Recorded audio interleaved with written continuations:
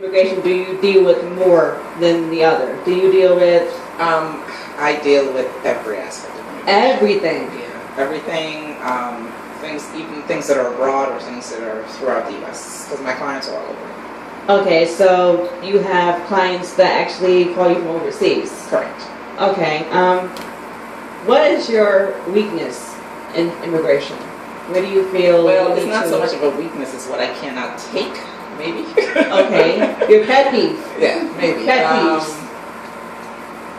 Well, the way they have things set up here in Georgia would be mostly through the asylum process, because I know a lot of people file asylum, but only 3 out of maybe 100 gets asylum in Georgia, so no one really gets it. So it doesn't really make sense, so I sort of get annoyed a little bit with the way they run things here a little bit in Georgia. Do you think doing immigration in Georgia, it puts more of a headache on your head than doing it anywhere else, like doing it in New York? You think that Georgia has a lot more immigration barriers to break than we do in New York? Well, the thing about Georgia is it's still a good old boys town for the most part. So a lot of the rules and a lot of things that you may ordinarily get away with in New York, even from the way you get picked up, those things you would not get away with here. There's a lot more random stops here, a lot more 287G stops here. Right. And you know, 287G is basically they can stop you and ask you for your immigration documents. You know, you don't have that because this is especially in Gwinnett County. If you ever been to the detention center in Gwinnett County, which I'm sure you've never been. I have. I have, unfortunately, not for myself, for others, but right. You see that it says 287G compliant right on the front of the building. And what that basically means is they can stop you for any reason and ask you for your immigration documents. Wow. Wow, I didn't know that. Peaches, did you know that? But it's a 287G state anyway. Okay. So, I mean, that's just basically, you know, what they do anyway, so it doesn't matter. Okay. So everybody that's tuned in right now, we have Francois in the building, and we're actually interviewing her. She's an immigration lawyer. So if you have any questions, give us a call at 404-478-3002. And I actually had a question. I asked some people, you know, what are some things they would like to know about.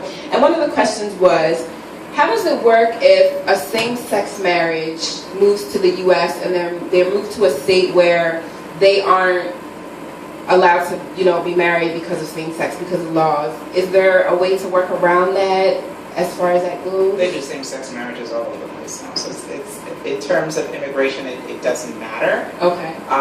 Basically what you do, you go to a state, which is what all of them are doing. You go to a state where you can marry. Right. And then you just file in a state where you go to a state where you can marry, and then whatever state you live in, you file your immigration documents there. They do same-sex marriage adjustments, meaning green card adjustments, all the time now. I mean, that's a norm. Oh, okay. Not all the immigration officers want to do it. Right. Matter of fact, there are a lot of them protesting against it. You know, they just would not take those files or those cases. But if you're a same-sex marriage, you can adjust here in Georgia. We do it all the time. Okay. Okay. Well, that's good to know for the listener out there who asked that question. I actually have 2 more questions. One of the questions was, what is the consequence of marrying someone to obtain a green card? Like, if they get caught, what are some of the consequences that they can face by doing? What do you mean by getting caught? It's many different things. Well, the scenario that was given to me was they were under investigation for their marriage, and they found out that it was for them to receive their green card. Okay. Normally, this is what happens. If you go to an interview and you do not get the green card, like you get the feeling, or either you get a Stokes interview, which means they separate you or what have you, and you do not get the green card right away, and then you realize something is going on, you're not getting it in the mail, or you just know for yourself that the interview just didn't go well. The other person, say the bedspread is red and you know the bedspread is green. Right. And you just know that most likely it's going to get referred to the fraud unit. Okay, and then the fraud unit sometimes will send someone out there, you know, to investigate to see what's going on. Okay. If you go to court, because it would have to reach that stage. So say for instance, you get a notice to appear. Okay, so you get a notice to appear, which means it's going to list out all your allegations that immigration has against you. and you have to go into court and you have to fight those allegations. If it is found out, or if the judge decides against you, okay, then you're permanently barred from the United States. I mean, that's always been the rule. If it's, there are only a couple of times that you're permanently barred from the United States. One is if you claim to be a U.S. citizen, and the other is if it's marriage fraud.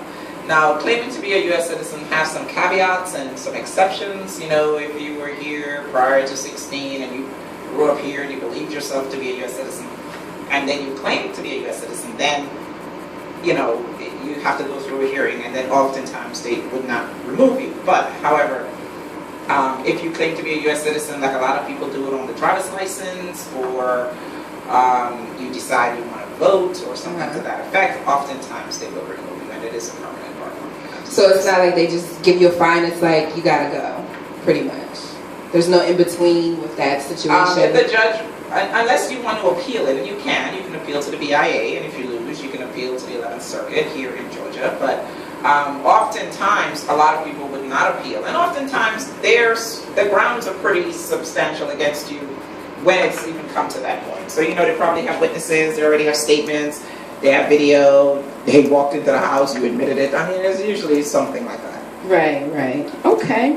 And then another question that we had asked was, if a person moves from another country to here, they get their citizenship, and then they have children that they want to bring over, is it easy for them to get the children's citizenship as well, since they already got theirs? Depends. How old are the children? I believe they were younger, between the ages of 5 and 13. Okay.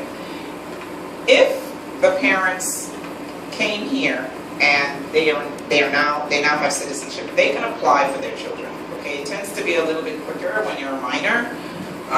In this case, when you're under the age of 21. Okay. So it tends to be a little bit quicker. Depending on what country it is, not all countries have the same speed. Okay. Jamaica takes a very long time. Nigeria takes a very long time. If you're from another country, it takes a little bit shorter. Right. So, you know, you have all of those situations as well. Okay. Well, thank you for asking those questions. And to the viewers out there who ask those questions, give us a call in at 404-478-3002. Hi, Ms. Francois. How are you doing? I have some questions. Very informative, so. Okay, the first question I have is... may I have your name? Oh, I'm Nika Leslie, the artist that went on right before you came here. Okay. Okay, so I'm not a citizen. Don't tell your business on the street. Well... Okay. Basically, how long do you need to apply for your... either renew your green card or your citizenship before your green card expires? Okay. Is it 6 months? Is it 24 months? Like generally, like what's the time frame? You want to apply for citizenship? Is that the question? Well, either one. Like, what is the process? Like the time? Like, okay, say my green card is gonna expire in 6 months from now. Okay. Was it a permanent or was it a permanent? Permanent. You can apply for either one within 6 months. That's fine. Okay. I mean, with the citizenship, you had the opportunity, if you had a permanent, to apply depending on how you received it. You see, if you received it through marriage, then it's the 3-3-3-year rule, meaning you had to have been married for at least 3 years, which really means 2 years and 9 months. Your husband had to have been a citizen for at least 3 years, and you have to have the green card for at least 3 years. And when I say 3 years, I really mean 2 years and 9 months, okay? So that's the 3-3-3-year rule. So you could have actually applied after 2 years and 9 months. Okay. Well, what if the person procrastinated and their green card is going to expire like 2 months from now? That's fine. You can just put it in. And they'll send like a temporary one? Because Okay, you need it for work purposes. That's fine. You'll still have to take prints. Now, if you're applying for a green card and you're thinking it's not going to come back in time, immigration will give you a stamp. Okay. Yeah, and the stamp is going to extend it for a year, and then you can, then you'll be fine. By that time, you'll have to. I always say don't waste the money. Just apply for the citizenship. Within 2 months? Or naturalization, I should say. So if there's 60 days left, you can still go ahead and apply for citizenship? You can always apply for the natural. Now you're saying naturalization. Citizenship and naturalization are two different things.